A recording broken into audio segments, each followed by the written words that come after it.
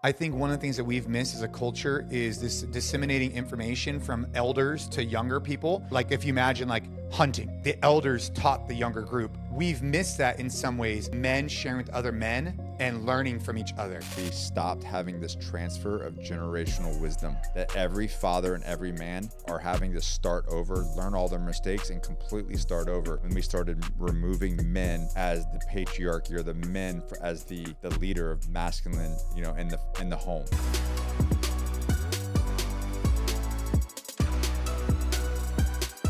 Well, guys, welcome. Thanks for coming on, man. Right out the gate, I'll start with you, Jason. I just want to break the ice a little bit, but and it doesn't have to be the number one, but what is just out the gate, first thing that comes to mind, biggest mistake Jason ever made?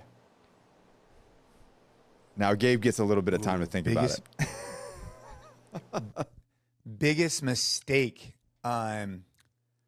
Biggest mistake that you learned from. I have a mistake. The one that you like, because I just did a video about this, and how mistakes are tuition payments, and we learn from them, right?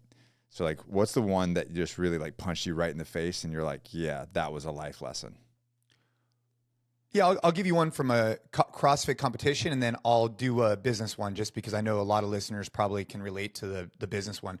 From a CrossFit competition perspective, there was one year at the CrossFit Games, and at that point, I had been in the game for a long time. I had been a top contender. We're going into the final series of events, and by that point, you're already like 10 events in, you're fatigued, and I was in fourth place. And going into these final events, I worked my way up, and I solidified fourth pretty well, I thought. So the final event, it was like a series of 3 events. It was like you start off with one, then you do like this grace thing, and then you finish up with Fran, which is like this really aggressive, very difficult, short workout.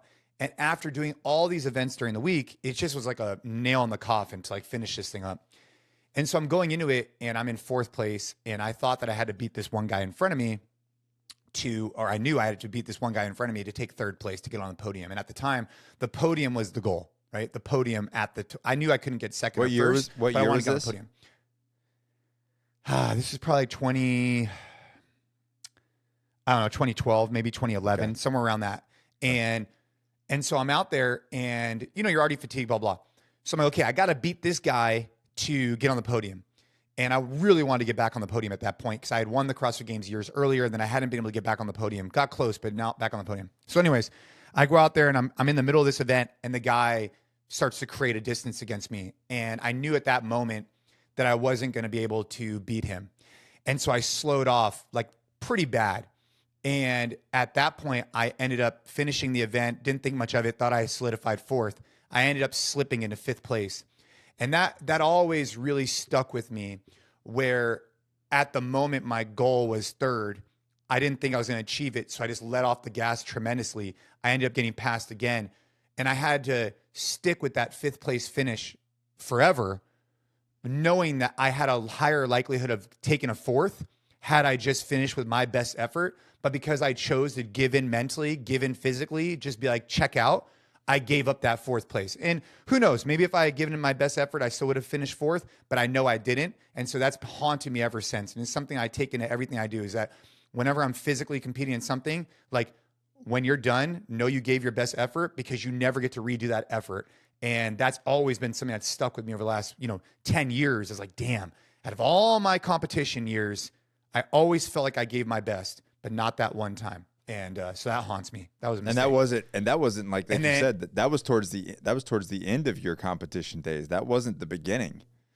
Like, you were experienced at that point. Well, actually, it can still happen to people. Some people would say, yeah, and some people would say that was a catalyst that helped me get back on the podium in 13 and 14. So I ended up taking second and third to finish off those individual years. Maybe it was that did it. But to your point, you're right. Like, it could happen to anybody. But that one stuck with me for sure.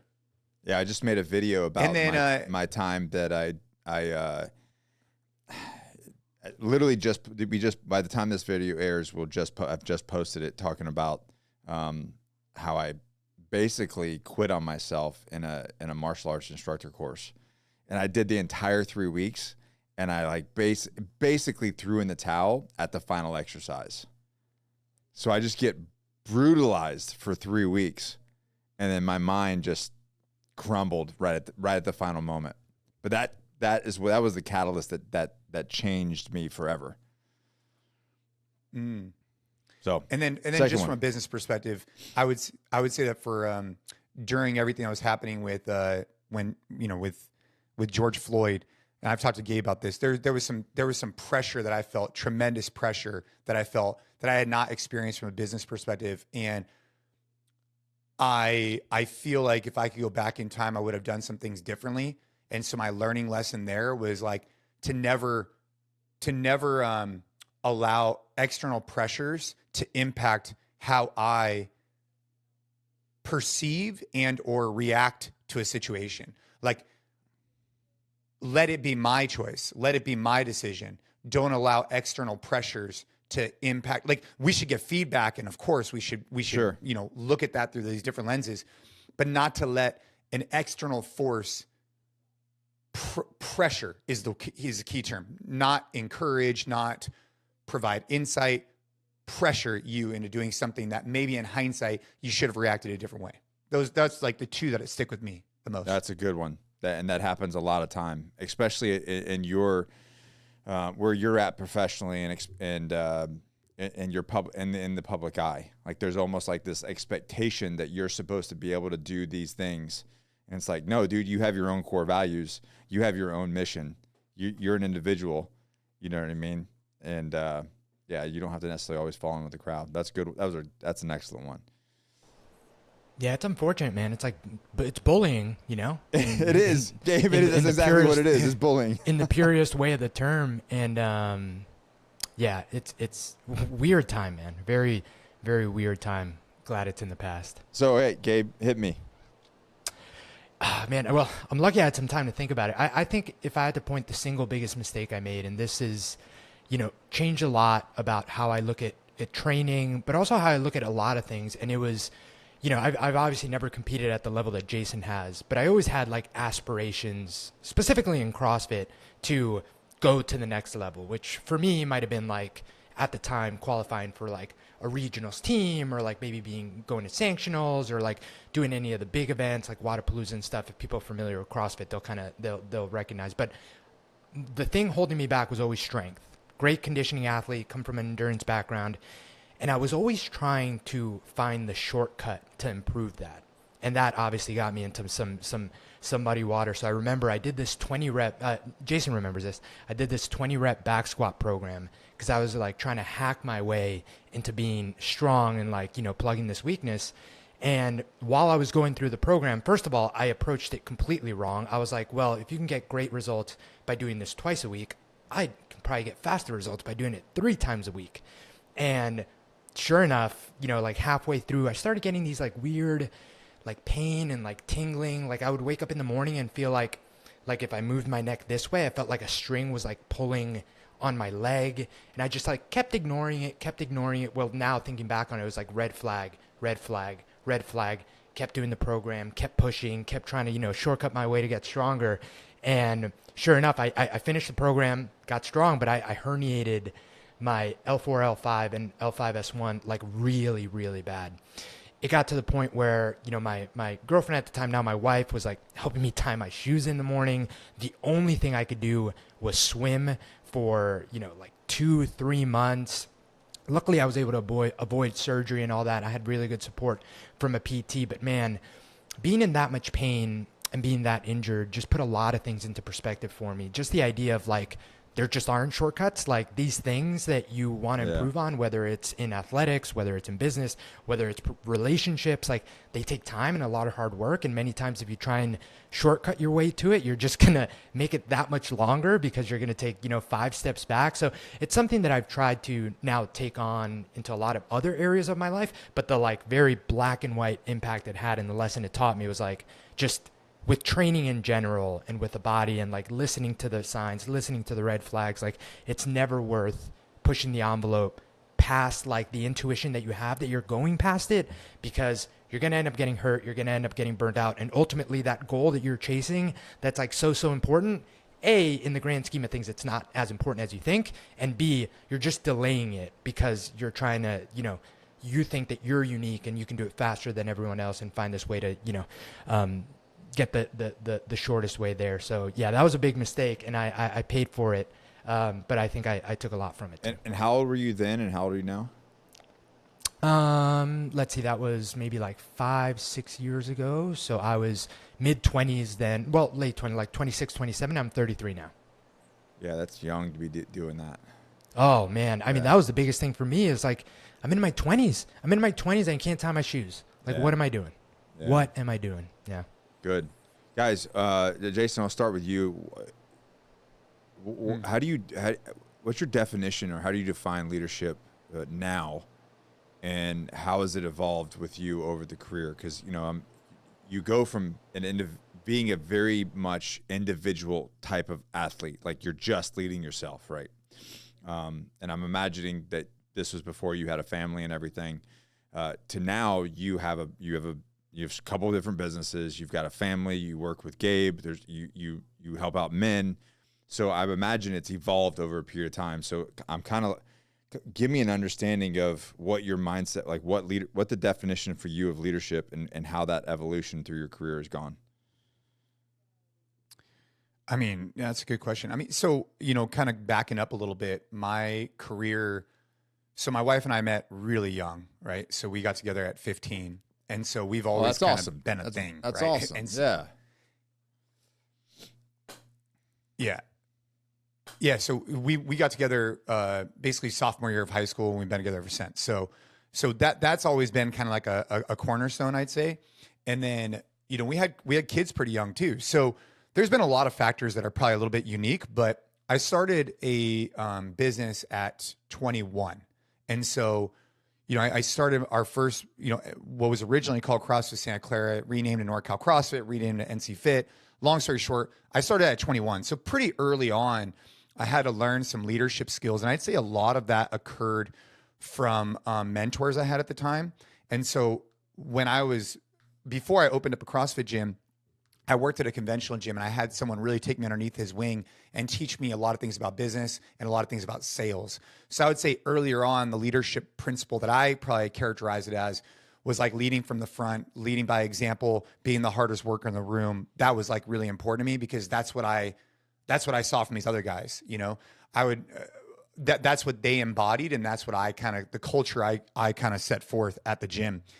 As you get older and you learn that like you can't do everything, I think finding great people and empowering them has kind of been how that has evolved over time. When we went from one location to 2 to 5 to 10 to 30, you can't do it all on your own anymore. And so creating a strong culture, trying to utilize a lot of like the extreme ownership principles has been really helpful for me. But I mean, I would just say that it's a work in progress is the best way that I would describe it, because I still don't feel like my leadership skills are anything to like write home about. But I think that at the end of the day, I'm trying to lead from the front, lead by example, still be the hardest worker in the room, while simultaneously empowering other people to go do their job, because that's only going to allow me to free me up to go do other things that I want to be excited about, or that I need to do for the company. Yeah, that's an amazing point. A lot of people say, well, lead from the front. And so I think a lot of people get stuck in this mindset of like, oh, I have to lead from the front. But then when you really start leveling up in business, if you truly want to make it to, a top level business, like say an 8-figure business, you can't, yes, you're leading from the front through example and through your lifestyle, but you can't do it all. You have to have quality people on your team that make it happen for you. Yeah. And it's evolved too, right, Nick? Like in the beginning, it was like me and my fiance at the time, right? When I started the company, it was just us two. And then you get a team. And then all of a sudden we get married. So now what does that look like at leadership at home and leadership in the business? Then all of a sudden we have a child. Then we have 2 children. And now it's like, well, where do those leadership principles transfer over into business, but also with the family? Like, what are you doing to empower yourself to try and live the life that you would be proud of for your kids to see, right? Like those things start to like really give a deep why as you get older. You know what I mean? And it just evolves from being some guy in gym shorts and a t-shirt trying to run a business to now being a father. It's like, what do we want to embody in the culture we want to create within the house and at business? Yeah, that's excellent. Gabe? I think that obviously for me, like the levels of it are different because I've managed teams as small teams, but like all that changes once you become the leader of your family, because that's just, a given. Like you have to lead your family, your wife, your kids. And for me, like the biggest thing is Simon Sinek's book, Leaders Eat Last. And Gary Vee talks a lot about this as well.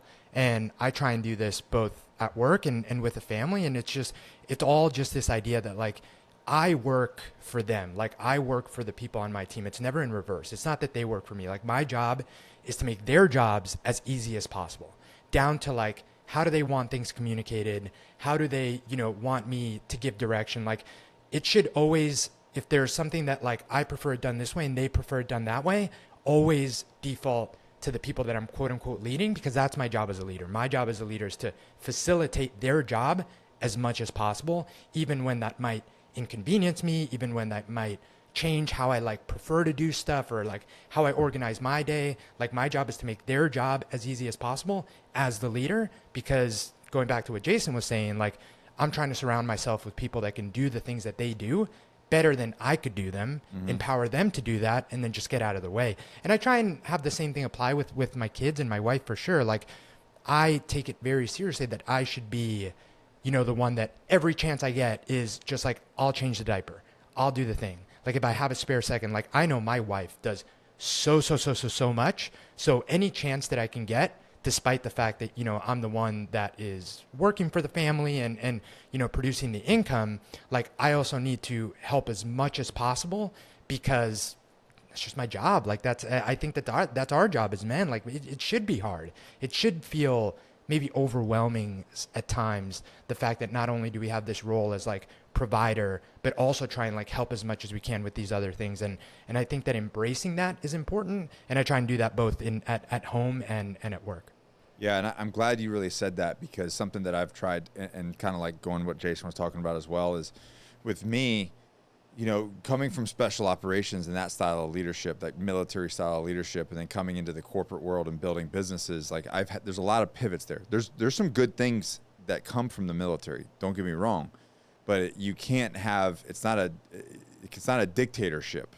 You know what I mean? Like it really is a cohesive team effort.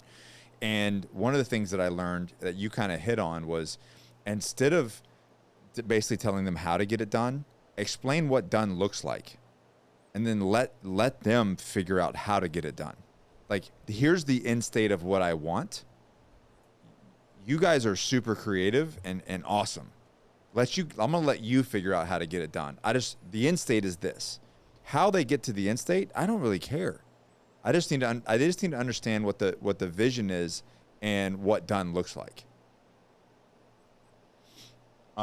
Decentralized command. Jocko talks Yeah. about that a lot, and I love that idea. Yep. Yeah. Jason, if you don't with that. if you don't mind, Yeah. Go ahead. I want to basically talk, if you don't mind, talking about a little bit about your daughter situation. I got a question revolving around like mindset, and so obviously, what you did in your career over the period of time, what you continue to do, what you continue to pour into men, is developing this strong mindset, right? That the fact that we have, I mean, we are just, as men, we are so much more capable than the world gives us credit for. What the world tells men, right? What they have. Like, we really are amazing. Like, men are absolutely amazing. And women too, but that's not what I'm talking about. I'm talking about men, fathers, leaders. That's what, like, we're just capable of carrying so much and traversing adversity and being strong. So my question really is your experience through having a strong mindset and pushing through adversity with, like, you have your life that you have to maintain, and then you get side railed with your daughter's situation. How did that tug of war happen? How did you maintain this discipline, this strong mindset? I mean, you really don't have a choice, really, but what was the tug of war there, and what was some of the key things that just helped you stay who you needed to be in that situation? Yeah, I mean, look, I think that as a business owner listening to this, they might be able to relate through COVID in some way, shape, or form. Yeah. You know, at least for us, when you have a bunch of gyms and you get them shut down, that's like a big dose of adversity. It just comes and kicks you in the nuts, and you have to be prepared to handle it. I mean, my expectation is that life is going to be hard. That's really important to me. Is like the expectation is like I wake up every day and I just assume life is going to be hard, because then if it's not, like you could really embrace it and enjoy it. But if your expectation is that life is going to be difficult, you got to, you know, train yourself to be as prepared as possible for what is to come. Then when things are great, dude, just enjoy that perspective. And then when things are hard, get through it. And so I would say that probably the most important part of that is having a partner that you could lean on and that is in the fight with you. You know, I think for me, what made it, you know, when we got the news that Ava had leukemia, you know, having a strong spouse that was aligned on a shared vision that we are going to get through this and we are going to win. I mean, that's fundamentally step number one. Like nothing else was more important than that, because if you have a strong spouse who's there and is saying, dude, like let's man, you know, like basically my wife basically said to me like, hey dude, man the fuck up. Like we're on a ride and we're going to win, you know, and you need someone like that. And then you need to then be in that position. So I'd say that the advice I'd give to men is that identify someone who could be your, you know, burn the boats person, someone that you are going to do life with and you're going to have a shared vision of success with, because life's going to get hard, and having someone there who is your champion is critical. And then you're their champion. And then I think training hard just starts to really embody these ideas of positive self-talk and just doing hard things. Like hard things just become a part of who you are. Like this morning I'm doing sprints. That's just who I am every day. So that when adversity strikes, you're more prepared to handle it. And that same thing goes with our children. Dude, we got to expose them to hard things, because they will eventually have to overcome hard things and they need to be prepared for it. And the best way that I found to do that is through sports, competition, and training. And so I would say that those are the things that really helped us in the most dire times. Like I am coming from a place where like we've been in some difficult situations, and those principles I've seen directly impacted that I've learned in the gym have carried over into real life. And so I'd say start training today and find a spouse that's like ready to ride. In that moment when you found out your daughter, like, did you immediately like go, okay, like time to fight this thing and stay on track? Or was there a lump? Was it, and like you kind of mentioned your wife kind of like man up. Because as a father with 3 kids myself, I can't comprehend having to do that. I feel like it would crush me. Cause like, you know, and I think we talked about this up at Origin Camp. Nah. We talked about this in Origin Camp, how like I would just take just give me the pain, give me the load, you know? So like, what was that mental transition to be able to go, no, we're going to fight. I am going to man up, and we're going to be like the people that we need to be for our daughter. Yeah, I mean, I would just say that it's a combination of like years of competing and training in the gym that just culminated to this like this event, and then since then we've had some other stuff that was like super difficult to overcome too. But yeah. I would just say that when you get news like that, right? Like I want to say it was probably like 2 a.m. You know, and Ash and I are in this room, and this doctor comes up, and she you know, she takes me outside and she gives me this news. And obviously, like at that point, I wouldn't consider myself an overly emotional or like crying type of guy. That's just not, it's not like, it's just not like whatever. And I mean, dude, I just broke, you know, I broke because, you know, it's just so heavy. It's so heavy when you hear that news, and you just, you know what it means, right? You know what it means. You know it's going to be a fight, and it's going to be like a real fight, not like it's going to be a long fight, and it's going to be one that you have no other option but to win. Like, it's like, you know what I mean? It's not like, oh, well, we'll be okay. It's like, well, dude, no, we might not be. We got to fight. So I remember I go in, I tell Ash, I'm like, hey, let's go out into the hallway.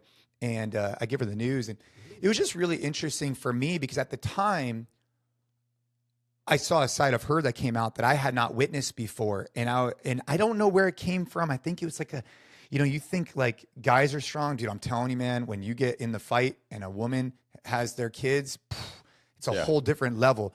she's like, look, I mean, obviously it was a heavy moment, right? But she's like, look, you tell our family, you give them the news, you tell them that from this day on, there's no tears, there's no crying, there's nothing but, you know, positivity around Ava. And that was like the rallying cry. Is like, look, dude, we're gonna hit this head on. We are gonna win. It's gonna be difficult, but you tell our family that when they walk in our room, there's no sadness around here. Like, there's no victim. Like, we're doing this. Like, and then just walk back into the room. And I was like, fuck. It was like the greatest. I've said this before. I think I told Gabe this. Like, it was like the greatest. Imagine like when you're playing football and your coach gives you like the best speech you've ever heard. One with just conviction and emotion. That's what my wife gave me. And that moment for me, as far as I'm concerned, like defined our journey for the next 3 years. And so it was that combined with like mindset that really helped us, I think, tackle it head on. You know, I've heard Jason tell that story, versions of that story, multiple times. We talk about it in podcasts. It comes up a lot. And I get chills every time hearing it. And I would say more so now as I've like, you know, I have kids and they're older. Because Nick, to your point, like to what you said, you can't imagine it. And the only like possible outcome I can imagine is like breaking, like just completely just like, God, it's tough to explain, but man, and what I want to share with you, Jay, and you know, like anyone that listens to this podcast, or Nick, even you having this podcast, is like, man, you sharing that is just, it's so powerful, because I think that it not only, you know, obviously like this is why we do hard things, train hard to prepare for this stuff, but just, I think it does at the end of the day, like once I get past like the, man, I can't imagine that happening. Like, I think it gives at least me a little bit of the confidence of like, you know, if you are doing all the right things, if you are like, you know, training, being intentional, like having a strong relationship with your wife, all of these things, you're doing everything in your control to possibly prepare you for whatever, because like you say all the time, like life is going to be hard. I think that like it gives me a little bit of confidence that like, hey man, obviously I wish we never have to deal with something like that, but I think that, you know, I'm confident that I'm doing everything in my power to at least be as prepared as I can. And that after like this roller coaster I go every time you tell the story, like just makes me feel good. Like I feel like that's reassuring. But I always appreciate you sharing it, man. Always, every single time. So pivoting, like kind of in that same vein, Jason, and I'll go to Gabe, and Jason, obviously I follow you on social media and have for a long time. So habits are a big part of that. You talk about that. So what are your key habits that you keep up on a daily basis for high performance, you know, level every single day? So you want me? I'll answer first, and we can talk to Gabe too. I'd say for me, what I've really narrowed it down to, and lately, man, I just feel, I'm telling you, Nick, I feel like $1 million. And so since January 1st, no alcohol. That's been, I'd say, a contributing factor for sure. I don't think that my relationship with it was like crazy before, but had it been, I think it could be an even more game changer for guys. But I'll tell you the one thing that I've done religiously since January 1st, every single day since January 1st, I've trained before 6:30 in the morning every day, including Saturday and Sunday. And I've prioritized at least 50 grams of protein before 8 a.m. Wow. Those two things alone for me have been like incredibly profound in my life. Like my weight is still, I weighed myself yesterday. I was 214.5 after jiu-jitsu. So let's just say I walk around at 217. My weight has stayed the same, but I feel leaner. My energy feels better because I used to fast for most of the day, but that eating the protein in the morning and every single day training early, those are the habits that have been game changers for me. Yeah, and then also diving into faith a little bit more in the morning has been good. Our good friend Nick Bear says once you train fueled, you'll never train a different way, right? Dude, it's been a game changer. Like honestly, for like 10 years, I've been fasting until like I'd say 1, 2, 3 o'clock in the afternoon in general. Yeah. So I just don't get hungry. Now I've been prioritizing 3 like legit meals, and dude, it's been very impactful in my life. Going back to the fasting thing, because people are always fasting. I think fasting is a great tool. I do a 72-hour fast once a quarter. But people like throw this intermittent fasting thing on a pedestal, and I really don't like it, because if you read the white papers about it, and I think a lot of it just comes down to weight loss. And I'm like, well, that's a calorie game, but whatever. So curious, what was your thought process back then on fasting? Well, I mean, and Gabe and I, so Gabe came up with this Train Hard 5, which we could talk about, but I'd say it wasn't like trying to fast. Like, obviously, by closing your eating window, you could have less calories, you might lose some more weight. But what was happening to me is I just wasn't getting hungry, and I trained so much, right? I would train, and then I would train, and so I'd have like a bar or two. Yeah. And it was more because I didn't want to be full to train. But what I've realized now is, like, if I eat the right food, like if I eat ground beef and rice midday, I could still train after. It's really interesting. I didn't think that before, but as long as it's not like crazy seasoned and whatever, I could still train. So I think before I had this impression in my head that if I ate real meals, I wouldn't be able to train. And that was false. So I wasn't intentionally trying to intermittent fast. I just wasn't I just thought I just couldn't train as hard. You didn't want to steal. I should have been training. You didn't want it to steal away from what you wanted to do. Yeah. Gabe, you habits? What's your habits? Yeah, man. I mean, similar. Just wake up every single morning. I'm up pretty early. I've always been a morning guy. I swam through like high school and college. And yeah, like, well, you got a farm, right? That's you got. Yeah, we have like a little homestead going on, but we've definitely downsized on the amount of stuff we need to do with the animals now that we have kids.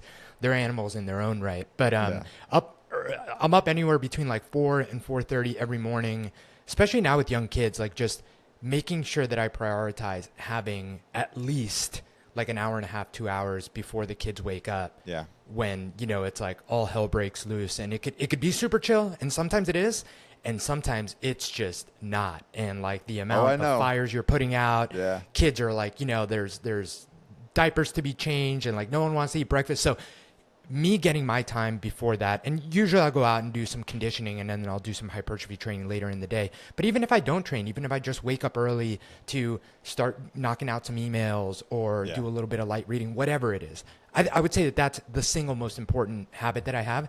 But something that's been new, man, and it's interesting because on our podcast, and I've talked about it on our podcast a lot, like we've had so many guests, and like faith has been this like very new thing for me, if I'm being completely honest, and I'm still just trying to kind of figure out how it fits into my life, and like how I'm also incorporating it with my family. But one thing that I've been doing now probably for, I would say 3-4 months, is I actually pray with my son every night as part of our bedtime routine at night. And it was kind of one of those things where like for a long time it was like, like, do you need to like learn how to pray, or like, like how do you approach it? Like, what's the right thing to say?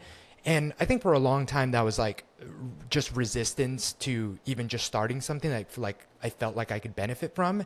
And when I dropped all that, it was just like, just have a conversation, do it out loud. Yeah. And mostly it's me being grateful every single day, and doing it with my toddler that even though he's super young, doesn't understand like everything that I'm saying and everything that I'm doing. It's gotten to the point where like, he's the one that's like, oh yeah, before like, we read, he's like, amen, we always pray. Like, that's what we do. And the fact that he's even like the one kind of reminding me of it, it's just been so special, man. And that is a little bit more of like a less black and white. Like I can tell you like, oh, this has changed like this about me. But it's such a nice way to like end the day, like bookmark the day, like put the kid to bed. And it's on a positive note. Yeah. It's so uplifting. So I mean, that whole side, like the spiritual side, is something that I'm still like very much figuring out, but it's definitely something that comes to mind if you ask me, like habits, especially new habits that I feel like have been super, super positive for me.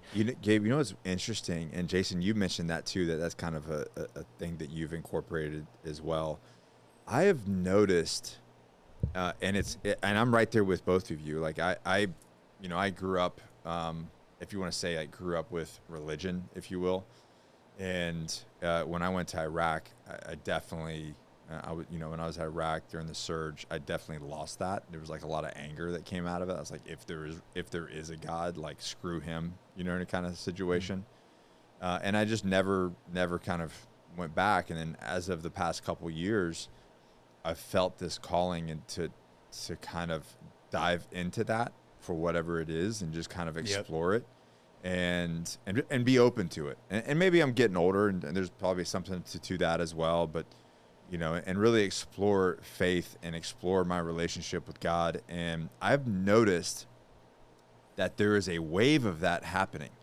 And it's not pressure. It's kind of exactly the way that you guys have both brought it up. It's like, it's a new thing. I'm exploring it. I like it.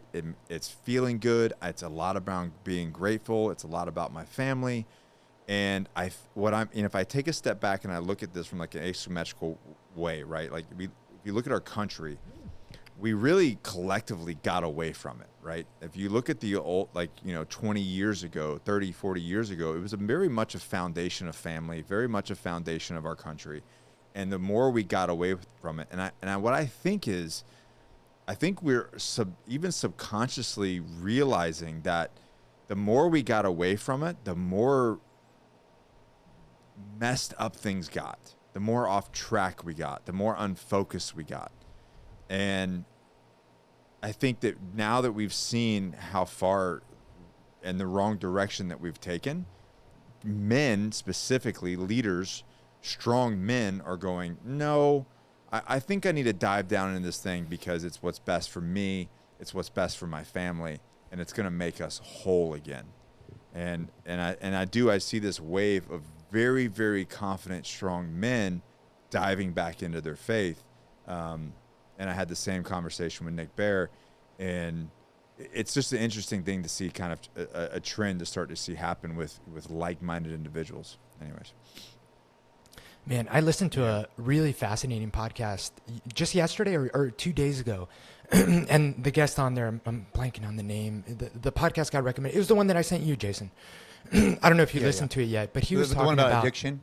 Yeah. I thought it was a fascinating episode, and just talking about how we all as humans have this, he calls it the big ache, like something that we're looking for, something greater than ourselves. And the problem is that many people have replaced, whatever that thing is, whether it's higher power, you want to call it God, with these like immediate fixes of different addictions, whether that's alcohol, whether that's, being a workaholic, whether it's, food, whether it's all of these things. And I think, Nick, to your point, I think that's exactly what, being screwed up like as a society is right. We all have these different things that we're, trying to scratch this itch, but really the solution is just, having a relationship with, if you want to call it God or just, whatever that higher being is. It was a really good podcast, but something that I've been thinking about a lot. Yeah, Nick, one of the things that it's so funny, yesterday I brought up to my family. So today I'm going to my first, I guess we're calling it a Bible study, but I'd actually call it like basically it's like I'd call it a book club. It's a book club that focuses on a particular, but on faith. So it's like they sent us out a book, we're reading it, and we're going to have a conversation about it. And it's just going to be a group of men. And it's funny because I told my family, I'm like, oh yeah, tomorrow, it's like at 7 p.m. on a Friday night. You wouldn't think like, well, most of the time I'm with my family at that time. And so it was kind of weird for me to go do something else. But, they're being supportive. They're kind of kidding with me, like, oh, all right. But I'd say that, on the podcast, we have all kinds of guests on our podcast. And so often faith becomes like this little thread that comes in. I'd say that fitness and faith are like two threads that align with a lot of guys who live a life that I think embodies, a lot of really positive characteristics. And so I'd say dude, at the end of the day, think about it this way. If you try and live your life like embodying the characteristics of Jesus, let's just say, like if you really try to dive into the Bible, if you look at the Proverbs, if you're trying to live your life that way, let's just say at the end of the day, there's no heaven, there's none, whatever. You still live your life in a very positive way, uplifting others, treating others the way you want to be treated.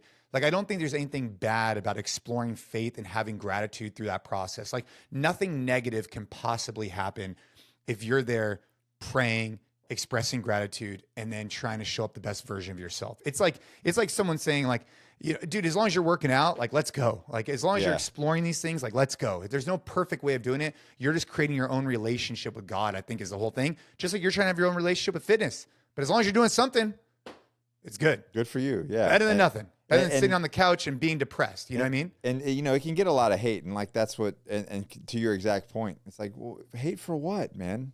If it's positive and it doesn't affect you, and it's just showing gratitude, then what does it matter? Well, literally, how does it hurt you at all whatsoever? Nothing. It doesn't. Yeah. You know, and for anyone that's listening that, you know, just like faith isn't their thing, which I completely understand. I know for a lot of people it isn't. For me, for a long time, like I'm like your biggest, like, you know, like if Huberman says, if Atia says, like, you know, like whatever, like, you know, the studies say that like it's going to just improve your health. Like I'm all in. And this is like very black and white, that having some sort of like mindfulness, gratitude practice is incredibly powerful, period. Like there's studies on it. This is very black and white. And for me, I always struggled with like doing any sort of like meditation app or like journal. I've tried everything.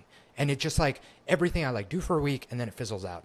And just the fact that I found something that now like I won't miss a single day, especially because like my son brings it up now. Like there's just zero chance of me missing it. Like that alone is the benefit. Like even if like, you know, none of this is true, like Jason was saying or whatever, it's finally me finding a way to consistently do this thing that like is very black and white beneficial for you. And I think that like, that's what it boils down to me, even if I'm still trying to figure out like, I don't know, like what do I even believe? Like, you know, and all that stuff. Right. Like it's just a win-win, period. Yeah, exactly. Jason, what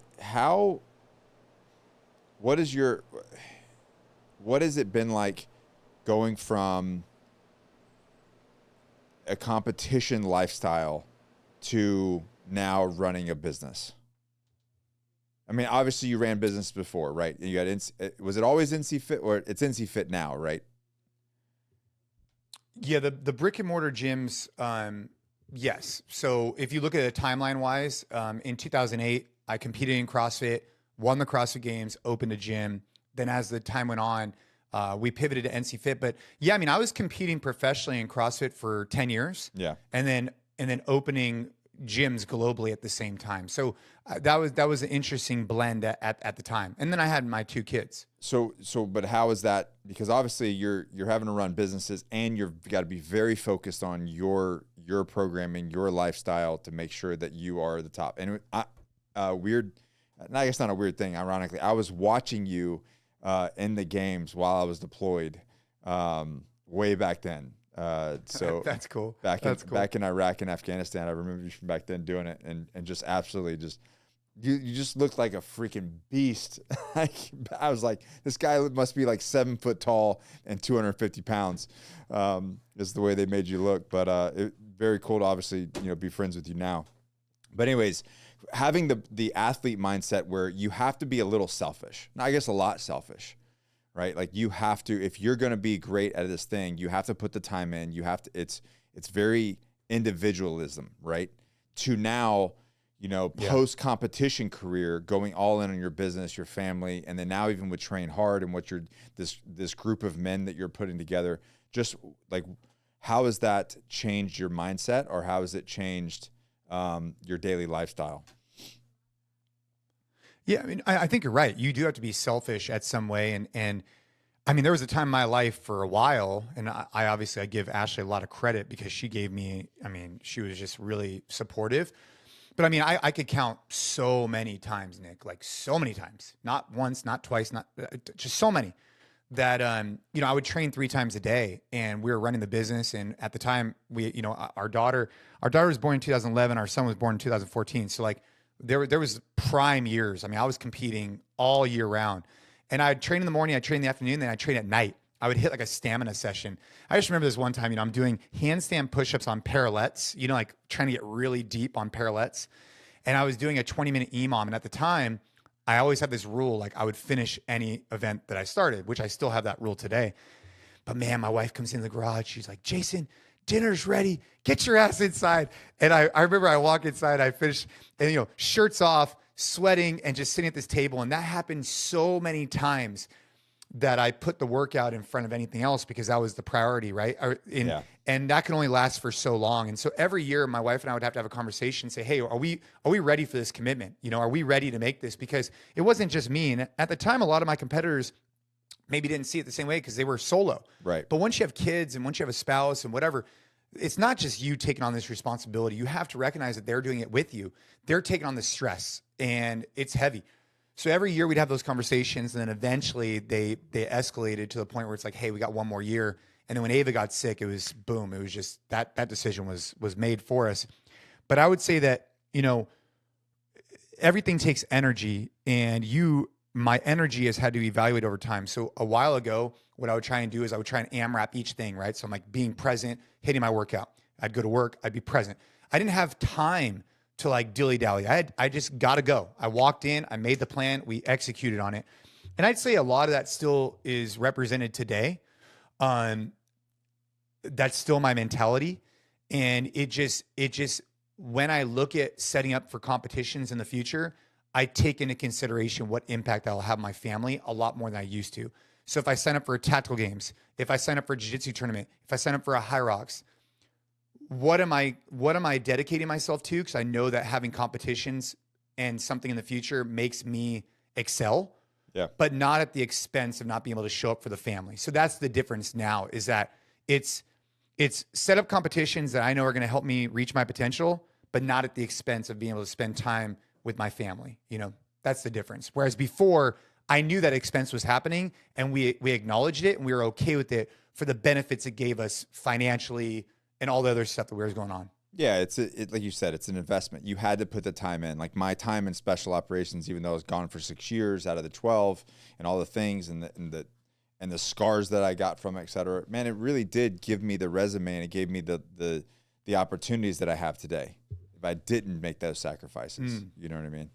So I totally understand that. Yeah. Gabe, correct me if I'm wrong. You were before doing business development, the things you're doing now with Jason, you were with CrossFit Media. Was that correct? No. I worked for a supplement company before this, and then I've been with Jason now for, I think coming up on 8 years, Jay. Dude, started off in Lucasfilms, our corporate account there, didn't you? Yeah. Wow, we've serviced that account for 8 years. Wow, that's crazy. In the Presidio, we have an account with Lucasfilms. 7 years. It'll be 7 years this year. So what were you doing back then? Nice. So I started just kind of like managing one of the corporate locations that Jason had opened. Okay. So Jason, NC Fit, was servicing the gym in the campus where like Lucasfilm has their offices. Actually a beautiful, beautiful place in the Presidio in San Francisco. They have a gym there that's, I think now it's open to the public, but it used to be just for the people there. Yeah. And it's funny because I took that job on a pretty big leap of faith. I had for all intents and purposes, like a great job with a supplement company. It just like wasn't fulfilling anymore, especially because all the team, we used to have a US team. The team got completely sent to Denmark, which is where the company's based. And I was kind of working solo. So it was good, but I wasn't like collaborating with a team anymore. And just that, and the fact that like, Jason popped up on my Instagram one day and like was filming a selfie video. He's like, yeah, like, we're hiring, super fired up, as he tends to be. And I was like, man, Was his shirt, working was for that his guy shirt be off?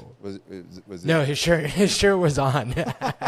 For that video, he had his shirt on. But I'd be like, man, it'd be quite a ride to work for Jason Khalipa, and sure as hell, it's been quite a ride. But it was a great decision, but it was definitely a little bit of a jump of just taking a chance, and ended up working out great. So how did you make the transition from that to what you guys are doing now with the podcast and everything, and then also getting into Texas, right, with the homestead life and everything? Yeah, well, a lot of that was just kind of due to COVID and the pandemic and everyone going fully remote. At the time, we were going to, and Jason can fill in any holes here, but it's crazy to think of like how that story might have gone, but we were going to open a bunch of locations in SoCal. That was kind of like the big plan for NC Fit. There was a deal there with a big Globo chain, and we were going to open NC Fit gyms within these big fitness centers. There was a plan to open 3 of them. I was going to go down there and essentially head up the sales to make sure that those pilot locations were super successful. And then if they were, the plan was to, like roll it out nationwide. Like it was for all intents and purposes, it was a great opportunity. It was super exciting. When was this plan about to execute? What time? 2020, like January 2020. We were We were mid-construction. Yeah. We were mid-construction when COVID hit. We were converting racquetball courts into a gym, like a functional training gym, and boom. It's crazy to think about. Crazy to think about, like, dude, what that route would have looked like, Oh because it my ended up being God, so different. man. Yeah. What a blessing what a blessing in disguise. Yeah, I mean, I don't know. You know, it's funny when it comes to business. We've done so many deals. I'm sure I know you have as well. And dude, sometimes like it's not meant to be, and if it's not meant to be, it's not meant to be. You know. You know and what? You know, we were mid construction on 3 locations. one of the things Go ahead. I was about to say was I have to watch this tendency, and you probably have the same thing. Is when I get resistance, if I get more resistance, I want to just push through and make it happen. And I have to be very careful sometimes because I can push through and make it happen, but maybe it's not supposed to happen. And that's something that I've learned over my 12 years of doing business is like, I have to kind of, sometimes I need to take a step back and just say, hey, if I'm meeting this much resistance, maybe I don't need to push through. Because you and I can make anything happen. Dude, we can push through and that make right it happen. there. Yeah. That's such a powerful thing that I've been reflecting on a lot lately. We have this deal that's going on right now, and we had this big deal. This deal would have been the biggest deal we've ever done. And we got right there, right? And it ended up not working out. And I worked really hard on this deal for a very long time. And one of the things I reflected on after this deal fell through was like, how hard do I want to push in the future to get a deal done? And how hard is actually healthy versus putting a square peg in a round hole that ends up not being good in the long run? Because I've had deals where you push a little bit too hard, they go through, and a year or two later, you're like, damn, I kind of wish that hadn't have worked. It didn't work out great for us. And that's a fine line, right? Because guys like, at least for me, I'm sure all 3 of us, we want to achieve success. We want to get deals done. We want to win. But then at what expense? And at some point, it's like, how much effort do you want to put in? Some of you got to put in a lot. But if you have to put in too much where it just feels like something isn't right, but you're still pushing towards it because that was the goal you had set out for yourself, I think you got to know when to kind of take a back step and maybe pivot. And that's a very hard balance that I've learned. Absolutely. Same. There's Same no me. book on it. You know what I mean? There's no like, well, at what point is it too much? You know? Yeah, right. Yeah. And that's something I've fought myself because my knee-jerk reaction is like, just go through it. Just pile drive through it. Jason trying to push through on these things is the reason I have gray hairs on my beard. It's not my kids. It's Jason. And you're Dude, still, I'm telling you. and you're still young, man. Yeah. It's been good. It's been a fun run. Absolutely. So Jason, I want to talk about your fitness and when you started jiu-jitsu, like from going your competition days to now, how is your training evolved? Or has it evolved other than just adding jiu-jitsu? Yeah, I mean, it's evolved a lot. I mean, when I first got into the conventional gym, I did that. Then I found Muay Thai. That was great. Then I got into obviously CrossFit, and I became very dedicated to learning new skills. So I spent 10 years plus just doing skills. I mean, we're talking handstands every day, snatches every day, muscle-ups every day, like really trying to become an expert at high-skilled fitness movements because that was a part of the sport. Yeah. And now I don't prioritize those, right? So that's the biggest shift, I'd say, is that for a decade, I spent most of my time learning those skills. Now I have no interest to improve them, nor do them. I just don't care anymore. Maybe it's because I had already developed them for so long, or maybe it's just because it's outside the scope of what I'm interested in at this point in my life. I want to learn additional skills. That's where I add in jiu-jitsu and, for example, shooting sports. So my typical week, I use our Train Hard programs every day. I grapple or do jiu-jitsu 3 days a week, and then I go to the shooting range once a week.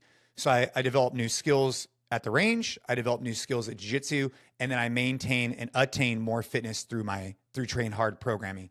That's the biggest difference, is that I'm more like strength and conditioning, just being super fit, super capable, grappling on the mats to learn new skills and just be harder to, get in a fight with, and then shooting just to acquire new skills.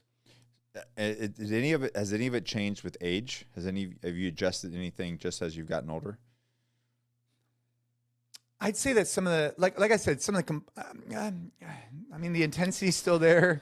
I'd Tempo, say tempo. I would say knowing how you train, tempo versus load. Yeah, that's a good point. So like I had a message this morning on that's what I was Instagram kind of asking me because if I ever lift. because you mentioned that, and that's something that I've changed as I've gotten older as well. Yeah, so I don't like someone asked me like, dude, do you always squat slow? I said, yeah. I'm not interested in deadlifting heavy. I'm not interested in doing anything super heavy like 1 rep max anymore. You couldn't even pay me to go for a 1 rep max deadlift. I'd rather do 3 to 5 reps, nice and slow, and gain some beautiful strength there. Same thing, the dynamic lifts. Like I'll still lift a 225 power clean, but I'm not interested in doing a 315 power clean. Like there's limits to where I'm at on my journey where I'm not interested as much in the heavier loads. I instead want to get more time and attention and make sure I'm moving with purpose. Just different, because you got to think, Nick, for a long time, I was winning money, popularity, whatever, based on these metrics. Right. Now, the metric I used to use as success is, am I going to win the CrossFit Games? The metric I use now is, am I able to show up as a father? Am I able to protect myself, my family? And am I able to be a, contributor to society around me? And if so, then I'm winning. Right. If I get hurt back squatting 600 pounds or whatever, that's not alignment with my goals. Yeah, when your kids want to go do something or play with you and you're like laying on the living room floor on your back like Gabe was, you can't really do that. Gabe, and this cool. This is what you guys kind of teed me up on that at the beginning of the thing, and you talking about herniating your disc. So how old are you now? 33. 33. So you're still young, but obviously your training style has definitely changed with family, with kids. And what is that transition from the early days to, early 20s to now, this past decade? Yeah, I mean, 100%. I mean, similar to Jason, even though I never had the level of success in the sport than he did, like, it's just all about, I can't be hurt and I can't be too tired to show up for the kids and the family. I just can't. So that is always like the limiting factor to how hard I push. That being said, and we've talked about this, Jason and I on the podcast, I am one of those people similar to Jason that I do always need a goal to chase. So like this year, it's, running a Boston qualifier marathon. I come from a big endurance background, so I have a lot of fitness I can tap back into for that. But I love the like the problem solving of like specific goal and then like reverse engineering how you're going to get to that, like the things that I need to improve, the progression in the workout, so on and so forth. In previous years, it's been like really into hypertrophy specifically, and I write our flex program on the train hard side, but for the same reason too, like hypertrophy, once you get to like the science of it, it's such a like creative outlet for me because it is very like, there's specific things you need to do. There's progressive overload. There's like a lot of like little pieces that you need to put together.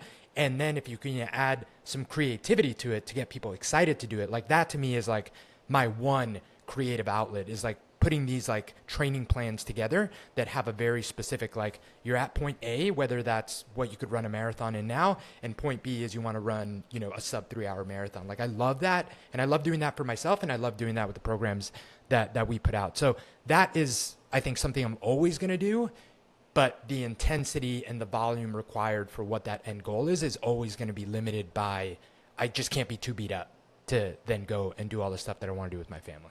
Similar to Jason. That's excellent. And Gabe, so like on that vein, what is your approach to balancing that, being a present father while running businesses in the environment that you're in, and I guess the homestead as well?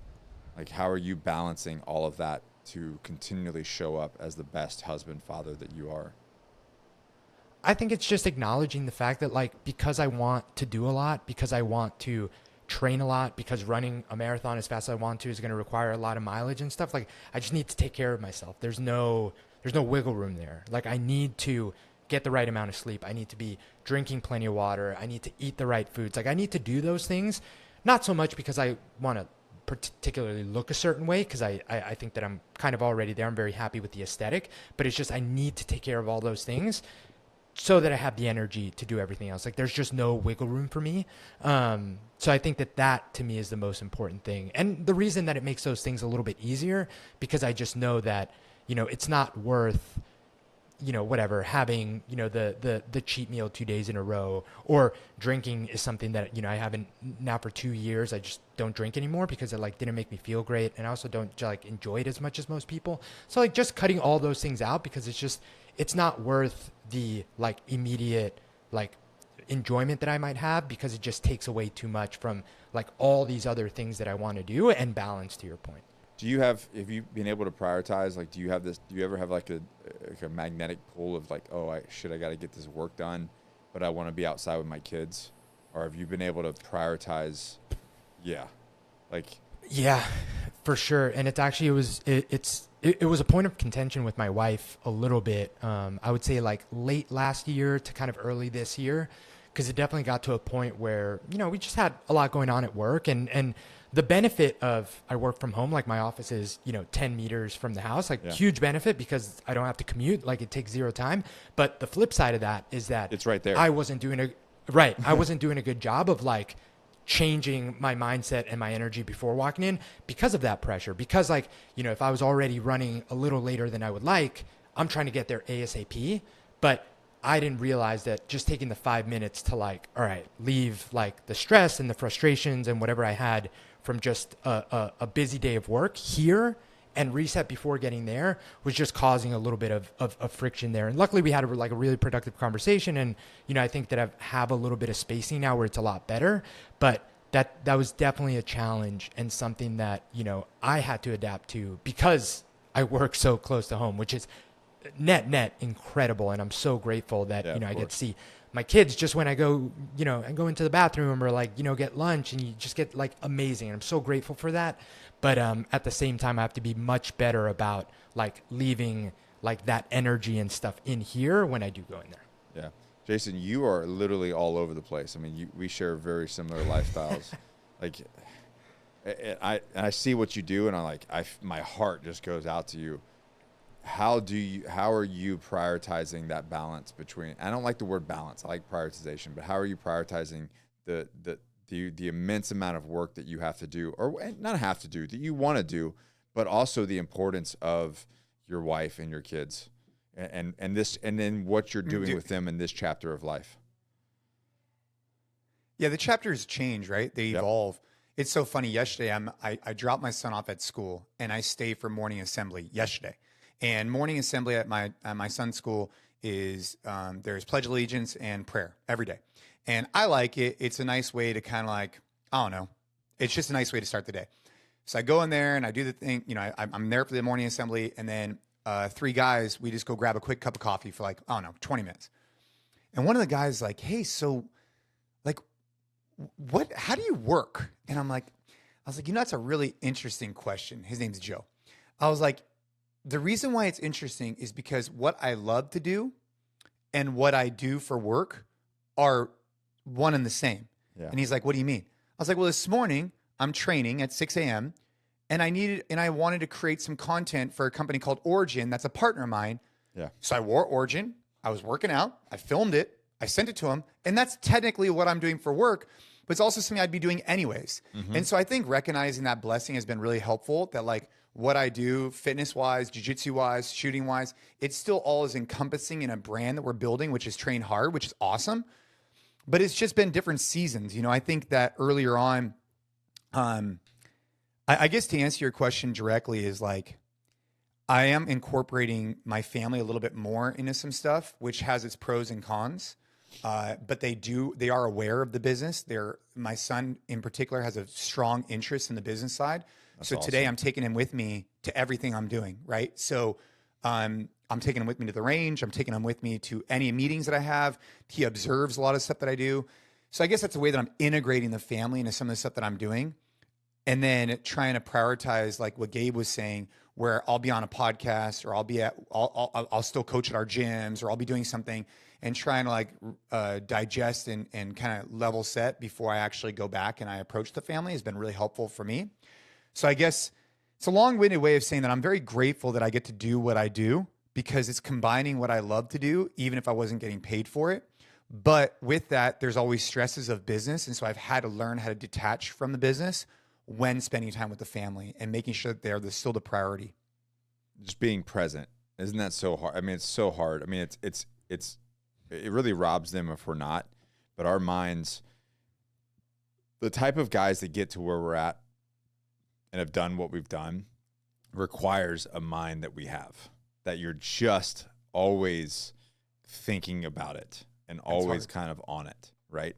But it is a double-edged sword, because while that one thing will make you successful, it also can kind of rob you if you don't keep it in check on the other side. Like, you almost miss out on what really matters to you. And so anyways, it's an interesting question when I talk to a lot of high performers. I'm like, I know I battle with it, right? So how do you battle with it, and how do you make it work and have this like high quality of life? I will say, at this season that I'm at, my son's about to be 11, my daughter's about to be 14. In this season currently, it's been cool because I could actually integrate them more into some of the things that I'm doing, which has been, in particular, my son. With my daughter, it's a little bit different. We have to find other ways of other things to do. Yeah. But that has been a cool evolution that I wasn't expecting. That's awesome, man. So on that, this is just a difficult one. I'm curious to know what you got, especially with you, because you got a little bit older kids. I mean, I've got two grown kids, adults, and then a 4-year-old, and then we're I don't know if I didn't tell you, we're adopting, so we're in the adoption process right now. So going for number 4. Dude, I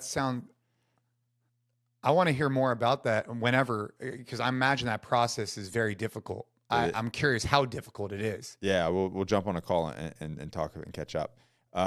So with everything that's going on, especially the last 4 years, raising kids in a world of just distractions in the social media and like keeping them healthy, protecting them, like with everything going on, how are you doing it? And I see you and your son a lot, and like you're just like, I can tell that something's clicked in him, that he's really like switched on to business and the lifestyle. I'm just curious, how are you, and Gabe, I'll go to you next. Like, how are you protecting them? How are you raising them in the world that we're living in now? Dude, it's a very interesting question. I think it's going to constantly have to evolve. We're doing some work with a department called ICAC, which is Internet Crimes Against Children. That's been very eye-opening for me. And so learning from them and understanding better how these predators can utilize apps like Roblox, Instagram, whatever, to integrate into the feed, I think is educating myself on stuff like that. I think is important. Setting timers on different things, like in particular for my daughter, when it comes to like these things, social media has been such an odd dynamic, especially for girls, because they do connect over it. They'll be on it and they'll be together. I mean, I'll watch it. You'll see a group of boys that are playing tag, and you'll see a group of girls that are on TikTok, but they're all like talking about the TikToks they're seeing. And so it's like, how much do you give exposure to your children to be able to do that so they feel connected with other girls, while at the same time, it's like a casino game, right? It's just very addicting. So that's been a very difficult lens for my wife and I to kind of go back and forth on. Same thing with boys in video games, right? We're fortunate that at least with my son, he isn't like over the top about video games. But if he was, I don't know how you'd find that balance. I think just having parameters is really important, having structure around these things, where there's time here, time here. That's like more on that thing. Boundaries, right? Yeah. But in regards to like, my children, ever since they were as young as I could think, 4 or 5, a weekly component in our house has always been the self-defense side. And that's just something that has ingrained in them, because I want to be able to develop their self-confidence, and I want them to never be bullies, and I want them to be able to protect themselves. And I find that that's a critical skill that is required. And so that's something we've been doing forever. And then it just starts to click, I think, over time. Yeah, Gabe? Man, I always love hearing Jason talk about this stuff, because, he's like exactly like, a few years ahead. Like teeing you up for success. Like figure out all the mistakes that Jason made and go, sweet, thanks, Jason. Yeah. like selfishly, I just get like a cheat code to everything that he's like dealing with now and all that stuff. But I mean, with the young kids, it's different, because you get to control everything, right? Like right. You literally have say about what they're doing, where they're doing it, who they're spending time with. So it's very, very different. How Having years? said that, like They're 2 and 1. So we have Awesome, 2 man. under 2. Yeah. It's so much fun and so wild at the In same 2 time. years, But, you're you gonna know, have in 2 years you're gonna have a freaking party, dude. I mean, you can already see it. You can already Yeah. see just how they're like this, and it's Yeah. like incredible. Like that's the reason we did it intentionally, and it was so hard in the beginning, like so hard. My Not for the youngest faint of is heart. my youngest is 4 right now, and dude, he's just it's just so rad. The whole thing is like the like working out, which we'll get into the fitness thing in a second, but the working out, the whole life and where his head's at is just so much fun.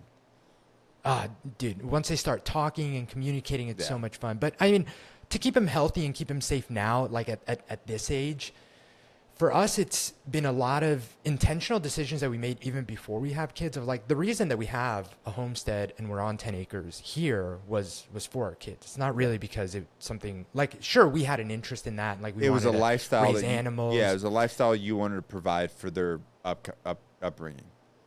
100%. Yeah. And like now they're at the age where like they're starting to do the things that we always like dreamt about.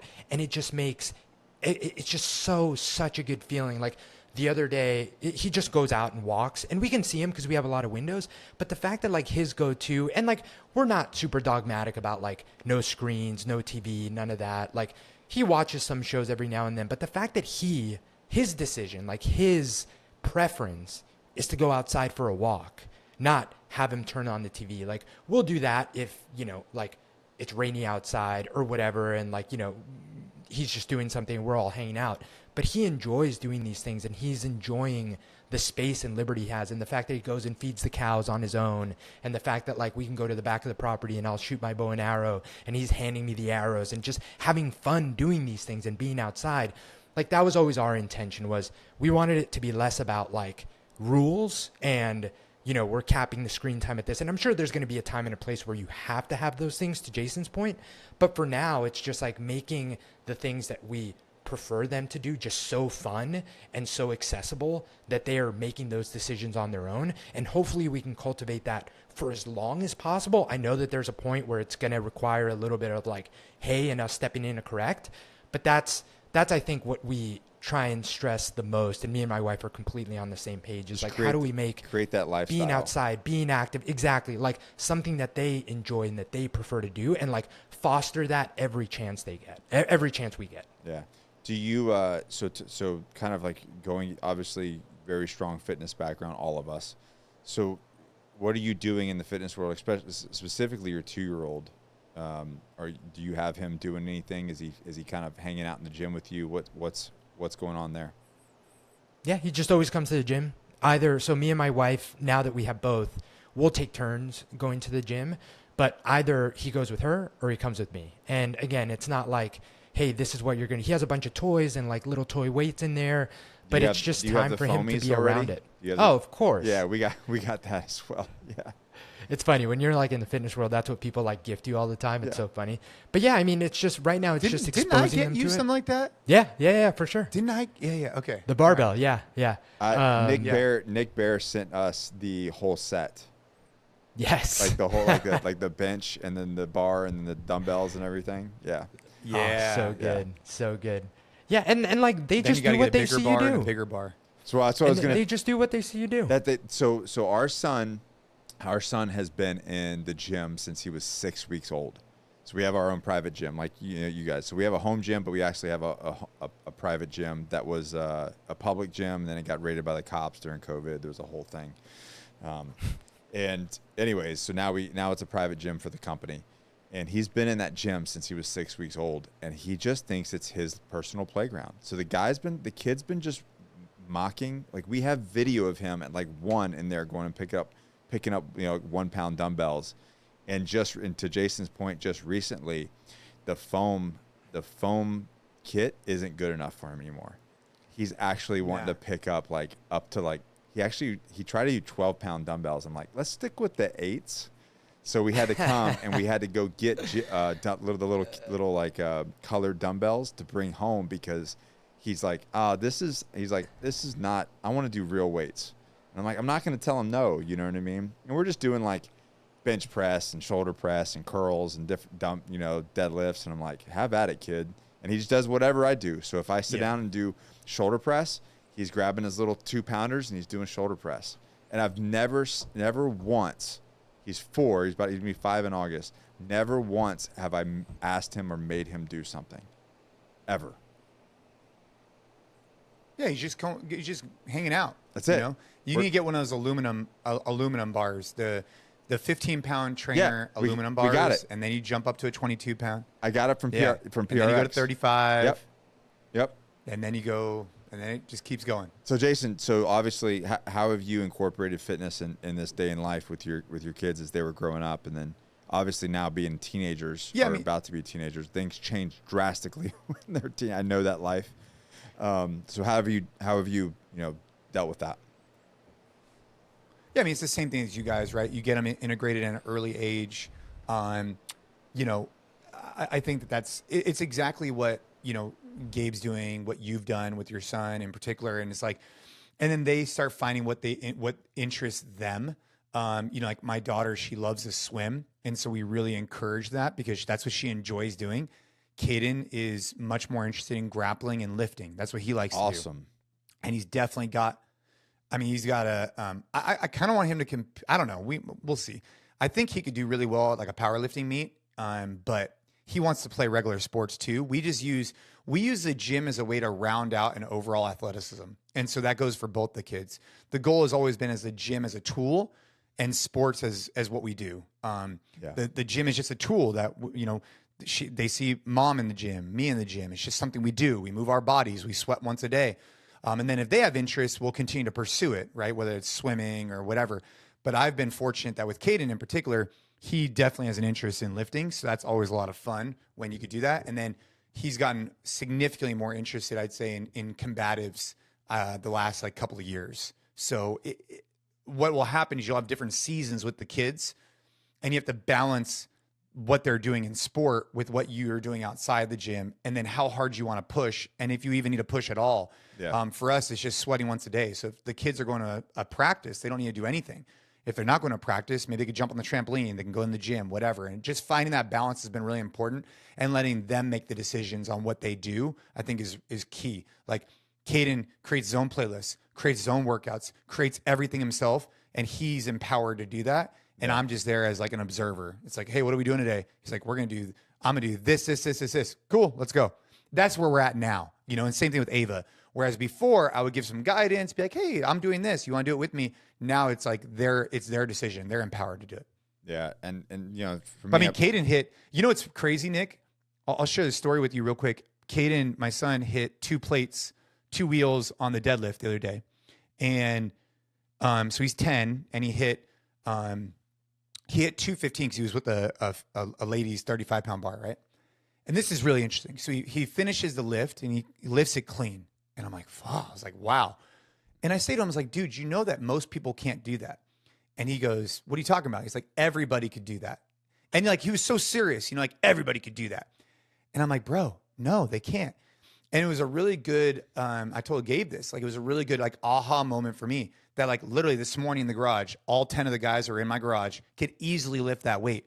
So he's only surrounded with people who are just strong and capable. And so that's just his assumption is oh, well, yeah, we just lift 2 wheels. It's that simple. And so I think that that's one of the things that the gym provides is just this catalyst where it's attracting people who are trying to improve. And that's been really cool to see. Jason, on that note, and this is what I kind of want to wrap up with, is the important, and you've done really, really well building this community and a brotherhood. And I'm curious to know why, one, and then what your thoughts are, the importance of men having community and having a brotherhood that shared like-minded values. I think I took for granted when I first got into fitness at 15, I had a brotherhood of people at the conventional gym that I would train with. It just was like a thing, right? You starts off with sports and football in high school. Like my some of my best friends in the world are still from that culture, right? Of hard work, shared suffering, all that kind of stuff. And then I found CrossFit, and same thing. A lot of these friends were created through suffering, cold workouts on the beach, you know, connecting through that shared suffering, right? I imagine it's the same for you with, you know, your military background. You probably have some brothers through that you shared an experience with them that was very difficult and you connected through it. Then through jujitsu, same thing happened to me. And I realized as I'm getting older and I live in the Silicon Valley, is that a lot of these guys don't have those same things that I've had. I've had community of men shoulder to shoulder, struggling, creating bonds, having great conversations. And so I started about 2 years ago just hosting a free workout in a parking lot because I wanted to bring to the community what I thought they needed, which was just like, do hard shit on a parking lot. I don't care if you're a billionaire or you're broke. It doesn't matter. We're all men. We all have the same problems. Come train hard. Let's go grab coffee after and talk about life. And that's been the culture of what we're trying to cultivate at Train Hard. We have online programs. We have our newsletter. We have our podcast. And we have weekly meetups here in California to like get down and dirty, get back to some basics, crush ourselves, and then go grab coffee and talk about life. And what it's been incredible, man. Yeah, I was going to say, what's amazing? What's kind of came out of that? Because you kind of shared with me a little bit of some of the stories, but what is some of the positive that you've seen over the last 2 years of just bringing these guys together?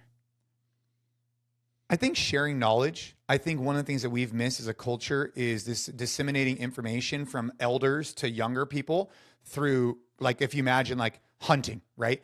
The elders taught the younger group. We've missed that in some ways. And so their sharing of knowledge has been really powerful to see.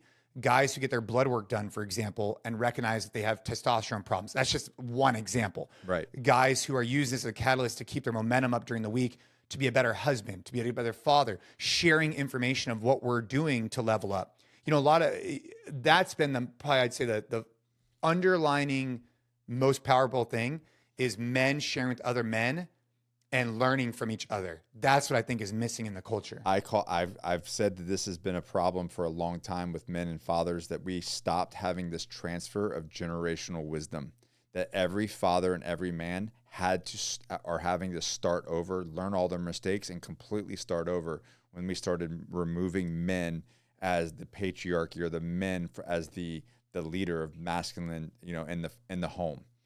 And all of us have had to kind of figure it out again. And man, I don't want my son to have to figure it out all over again. I want to create a transfer of generational wisdom. And that's what I think I think that's what building a tribe, a brotherhood does for us. And you guys are doing it with Train Hard, and that's just absolutely amazing. Well, guys, I don't want to take any more of your time. I want to thank you so much for coming on and sharing this. You guys are doing amazing work in the world, man. I really, really appreciate it. And so where can people find you guys? Where can they find Train Hard? I'll just kick it off. I mean, so Nick, I always appreciate chatting with you, man. And I actually wrote that down, the transfer of knowledge, right? I wrote that down because I brought it up only because you asked the question. I'm really thinking about it. It's like, that's exactly what we're trying to do, is create a brotherhood, transferring knowledge. And through Train Hard, that's what we're doing. And so Train Hard, you can go to th.fit. You can check out what we have going on. You can check out the Jason Khalipa podcast. Gabe and I co-host that. You can join our newsletter. That's always a great option. Everything can be found at Jason Khalipa Instagram, or Gabe's is _ Gabe Yanez. Yeah. Yeah. Someone stole Gabe Yanez from me, but yeah, it's _ Gabe Yanez. And so you can check us out over there. But man, we're on a mission. You know, Nick, not very different than yours. Actually, very similar mission, right? Alignment, where we're just trying to empower men, and in the byproduct, empower ourselves, right? Learn, grow, develop, and then provide that to as many men as possible. Excellent, guys. Well, thank you so much, man. Go check these guys out. Jason and Gabe, you guys are just great Americans. Thank you. And please don't let the bullshit get you down. Stay on freaking mission, because it does impact people. It does change people's lives. And we all have to continue to do the work. All right. Thank you, guys. Peace. Thank you, Nick.